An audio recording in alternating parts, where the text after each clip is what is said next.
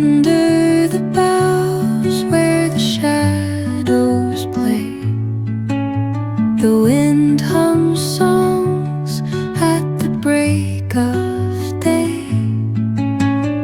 Whispering pines, secrets untold, carrying tales only the forest holds.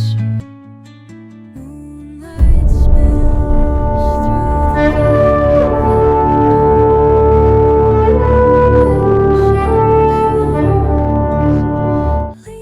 Hi, welcome to travel the கேக்கு. இன்றைக்கி நம்ம organic தோட்டத்தில் என்ன பார்க்க போகிறீங்கன்னா, மல்லிகைப்பூ செடி வச்சுருக்கேன். 2 செடி வச்சுருக்கேன். இது நம்ம வீடு வந்ததுமே வாங்கி வச்சு ஆயிடுச்சு. ஒரு 1.5 வருஷம் ஆயிடுச்சு இந்த செடி வச்சு. நிறைய பூ இந்த வருஷம் தான் பூ ஜாஸ்தி விட்டுருக்கு. போன வருஷம் கம்மியாக தான் விட்டுச்சு. இந்த பூ வந்து என்னென்னா, நாங்கள் சின்னதில் வந்து எங்கள் அம்மா வந்து திருவிழாம்போது தான் எங்கள் ஊரில் வந்து விற்குவாங்க. அந்த நெருப்பு திருவிழா, அந்த உரிக்கட்டுற திருவிழா, அதுக்கு தான் விற்குவாங்க. அது அப்போல்லாம் நான் சின்ன பிள்ளை இருக்கும்போது ஏசம்பூர்னு ஒரு ஊர் இருக்குது. அந்த ஊர்லேருந்து தான் பூ எடுத்துகிட்டு வருவாங்க.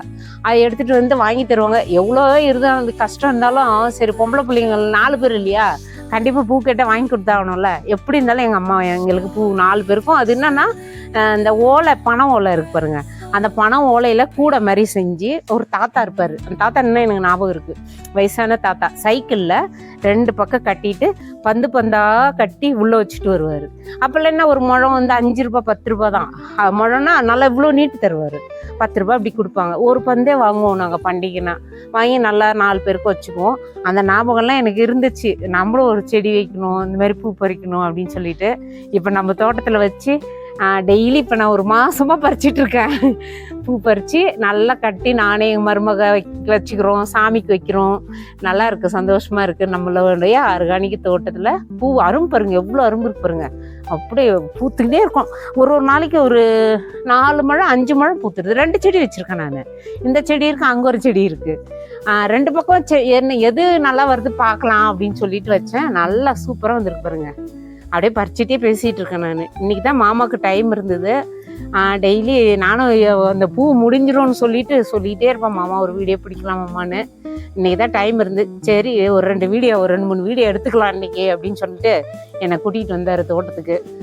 ரெடியாகி வந்துட்டு பூ பறிச்சுட்டே இருக்கோம். அப்படின்னா டெய்லி வந்து சாயங்காலம் ஆச்சுன்னா 6 மணிக்கெல்லாம் விளக்கேற்றுவோம். எப்பயுமே என்னுடைய இது வந்து ஈவினிங் 6 மணி ஆச்சுன்னா விளக்கேற்றி சாமி கும்பிடுவோம். அப்போ சாமிக்கெல்லாம் கட்டி போட்டு சாமிக்கெல்லாம் வச்சு கமச்சு மிளகு எல்லாருக்கும் வச்சுட்டு அந்த பூஜை பண்ணி காலையில் எழுந்திரிச்சு அந்த பூஜை நம்ம ஓப்பன் பண்ணுங்களேன், அப்படியே சாமியே உள்ளே இருக்கிற மாதிரி இருக்கும். கமகமான ஒரு வாசனை மனமாக இருக்கும் பாருங்க. வந்தது நான் பூஜை எப்பயுமே யாரையும் நான் பார்க்க மாட்டேன். ஃபஸ்ட்டு வந்து கையை பார்த்துட்டு அதுக்கப்புறம் வந்து சாமி பார்ப்பேன். சாமி பார்க்கும்போது அந்த மல்லிகைப்பூ வச்சுட்டு இருந்தால் அப்படியே ஒரு கமகமான ஒரு சாமியே உள்ளே உட்காந்துருக்க மாதிரி நம்மளுக்கு ஒரு ஃபீல் கிடைக்கும் அதில். அது எனக்கு வந்து அந்த மாதிரி தோணும்.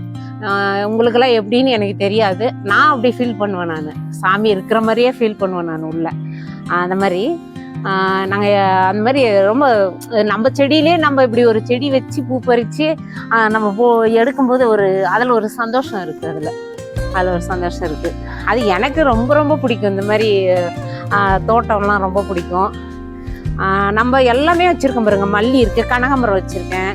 அதுக்கப்புறம் இந்த பூவில் வச்சு மறிக்குழம்பு மாதிரி கட்டுவாங்க இல்லையா வாசனைக்கு, அது கனகாம்பரம் இதெல்லாம் சேர்த்து கட்டி பாருங்களா, ரொம்ப நல்லாயிருக்கும் பார்க்குறதுக்கு. தலையில் வச்சு அவ்வளோ அழகாக இருக்கும் பார்க்க. அது வைக்கணும். அது டெய்லி எனக்கு இந்த பூ பறிக்கிறதெல்லாம் ரொம்ப ரொம்ப பிடிக்கும். அதுக்கே சாயங்காலம் 4:30 மணிக்கு வந்துடுவேன். டெய்லி 4:30க்கெலாம் வந்து தோட்டத்தில் இறங்கிடுவோம். மாமா சொல்லுவார், சும்மா போய் தோட்டத்தில் சுற்றிட்டு இருக்காத அப்படின்னு. நான் வரமாட்டேன், பூ பறிக்க வந்துடுவேன். வந்துட்டு பூ பறிச்சுட்டு அப்புறம் உட்காந்து கட்டினா 1 hour ஆகிடுது எனக்கு பூ கட்டி எடுக்கிறதுக்கு. 1 மணி நேரம் கரெக்டாக ஆகும். இன்னும் 2 செடி இருக்கிறதெல்லாம் பூ ஜாஸ்தி இருக்கும் பாருங்க, எவ்வளோ அழகாக இருக்கு பாருங்க. அப்படியே இப்போ 2 மல்லி செடி சொன்னேன் பார்த்தீங்களா, அங்கே ஒரு செடி பாருங்க, அந்த செடி ஒன்று. இப்போ நான் பூ பறிச்சுனா அது ஒன்று, இங்கே ஒன்று வச்சுருக்கேன் பாருங்க. 2மே மல்லி தான். இது வந்து 2 செடி வச்சேன் நான். சரி எப்படி வருதுன்னு பார்க்கலாம் அப்படின்னு சொல்லிட்டு பாருங்க, எவ்வளோ சூப்பராக வந்துருக்கு பாருங்க மல்லிப்பூ. இதுவும் நல்லா நிறைய பூ, இதுலேயே நிறைய பூ விடும். 2மே சேர்த்து நல்லா ஒரு 5-6 முழம் பூ விட்டுருது. நல்லா இருக்குது. நம்ம வீட்டுக்கு தேவையான பூ பறிச்சுக்கலாம்.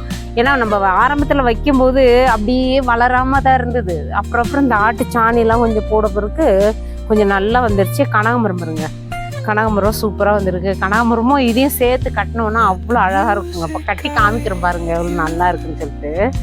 இப்போ 2 செடிலையும் பறிக்க போகிறோம். இது 4-4:30க்கு பறிச்சிடணும். இல்லைன்னா என்ன ஆகுதுன்னா பூக்க ஆரம்பிச்சிருச்சு. இப்போ அந்த 5 மணி ஆயிடுச்சுன்னா பூக்க ஆரம்பிச்சிடும். இது அவ்வளோதாங்க. இது வந்து எப்படியே ஒரு கடவுளாக கொடுத்த ஒரு இது வச்சுக்கோங்க. எனக்கு ஒரு வரப்பிரசாதம்னு சொல்லலாம். ரொம்ப நாள் நீண்ட நாள் ஒரு கனவு எனக்கு. இந்த மாதிரிலாம் நம்ம ஒரு தோட்டத்தில் பூ பறிக்கணும் வைக்கணும் ஆசை எனக்கு. அது வந்து ஏன்னா நம்ம எங்கள் வீட்டில் வந்து நாங்கள் நிறைய எங்கள் கொல்லையெல்லாம் நிறைய பூச்செடி இருக்கும். நம்ம பூ பறிக்கிறது நம்ம தோட்டத்தில் வைக்கிறது. இப்போ இன்னும் ஒரே ஒரு குறை என்னன்னா டிசம்பர் செடி வைக்கணும். நான் இந்த டிசம்பர் பூ ரொம்ப பிடிக்கும். எங்கள் கொல்லையில் வந்து கிணத்து ஒட்டி நிறைய டிசம்பர் செடி இருந்தது அப்போல்லாம் நான் சின்ன பிள்ளையில. அது 3-4 விதமான கலர் இருக்கும். அது ராமர் கலர் ஒன்று இருக்கும். ரொம்ப நல்லாயிருக்கும் அந்த பூ.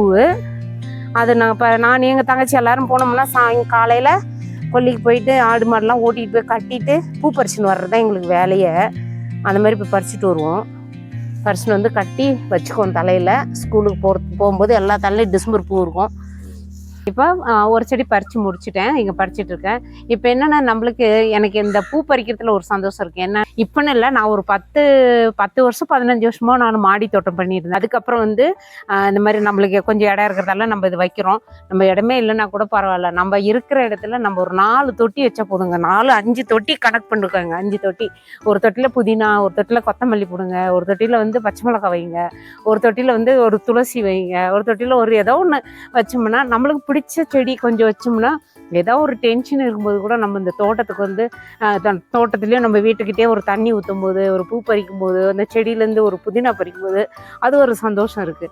எனக்கு எவ்வளோ டென்ஷன் இருந்தாலும் நான் தோட்டத்துக்கு வந்துடுவேன். வந்து இந்த செடியெல்லாம் தோட்டம்லாம் பார்த்துட்டு இந்த பூவெல்லாம் பறித்து சாமிக்கு பட்டு நானும் எங்கள் மருமகளும் வச்சுக்கிட்டு அதில் ஒரு சந்தோஷம் ஹாப்பி இருக்குது. அதேமாதிரி கொஞ்சம் இடம் இருந்தாலும் பரவாயில்ல, இடம்னா நம்ம சின்னதாக நம்ம காம்பவுண்டுக்குள்ளேயே கூட நல்லா ஒரு இரும்பில் ஒரு கிரில் மாரி வச்சு அது மேலே எல்லாம் தொட்டி வச்சு நான் அந்த மாதிரி பண்ணியிருக்கேன். நான் அந்த மாதிரி வச்சோம்னா அதில் ஒரு சந்தோஷம் இருக்குது.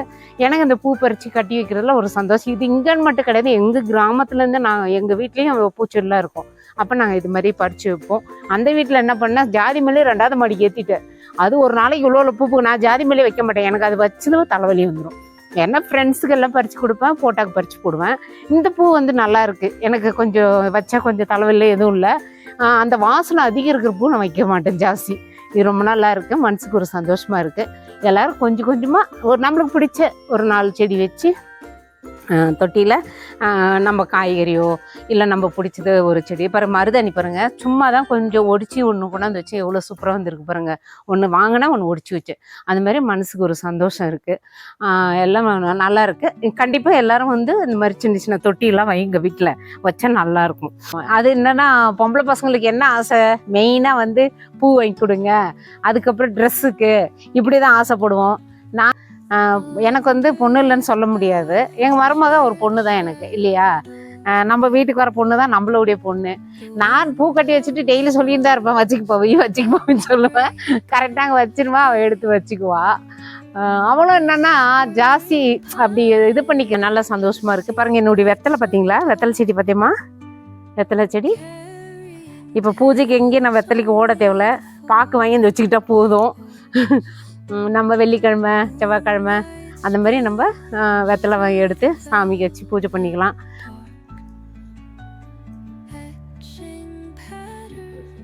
இப்போ நம்ம பூ பறிச்சுன்னு வந்தாச்சு. பறிச்சு வந்து பாருங்கள், நம்ம மல்லி பாருங்கள் எவ்வளோ ஃப்ரெஷ்ஷாக பாருங்க, எவ்வளோ அழகாக இருக்குது.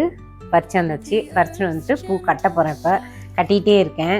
இப்போ எதில் கட்டுறேன்னு பாருங்கள், நூலெல்லாம் தேடுறதில்ல, நான் நூலுலையும் கட்டுறதில்ல. நம்மளுடைய வாழை மரத்தில் என்ன பண்ணுவேன், சைட்லலாம் அந்த நார் இருக்கு இல்லையா, மட்டை, அதை பறிச்சுன்னு வந்துட்டு அதை எடுத்துன்னு வந்து ஊற வச்சுடுவேன் தண்ணியில். அந்த மட்டை ஊற வச்சுட்டு நல்லா எடுத்து இந்த மாதிரி நூல் மாதிரி எடுத்துட்டு கட்டினோம்னா சூப்பராக இருக்கும். பூ வந்து அறாமல் இருக்கும். கட்டினோம்னா பூ வந்துங்க பாருங்க அப்படியே இருக்கும், பட்டையாக தலைக்கு வச்சோம்னா நல்லாயிருக்கும்.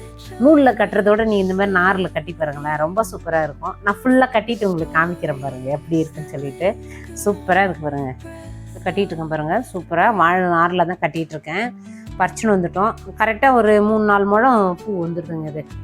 இப்போ நான் உங்களுக்கு எல்லாம் கட்டிட்டு காமிக்கிறேன் பாருங்கள். இப்போ நம்ம தோட்டத்து பூ வந்து பறிச்சுன்னு வந்துட்டோம். பறிச்சுன்னு வந்து கட்டிகிட்டே இருக்கேன். இது வந்து வாழை நாரில் தான் கட்டிகிட்டு இருக்கேன் பாருங்க. வாழை நார் பாருங்கள் சூப்பராக இருக்குது. இதில் கட்டினா நல்லா சூப்பராக பட்டையாக இருக்கும். பூ வச்சாலும் நல்லா இருக்கும். தலைக்கு பார்க்குறதுக்கு அந்த நூலெல்லாம் இல்லாமல் இந்த வாழை நாரில் வச்சு கட்டினா அந்த மாதிரி அழகாக இருக்கும் பாருங்கள்.